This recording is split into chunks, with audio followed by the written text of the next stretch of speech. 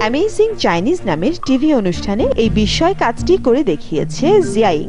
কথার মায়া আর হাতের ছোঁয়ায় এক বিশেষ বিদ্যার অধিকারী এখন সে।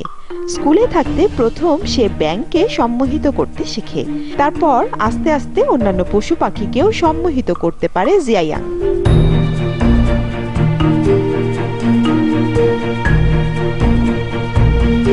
এখন সে যে কোনো পশু পাখিকেই হাতের ছোঁয়া দিয়ে নিস্তেজ করে দিতে পারে। 5 বছরের এই শিশুর জাদু এরই মধ্যে ছড়িয়ে গেছে সারা বিশ্বে।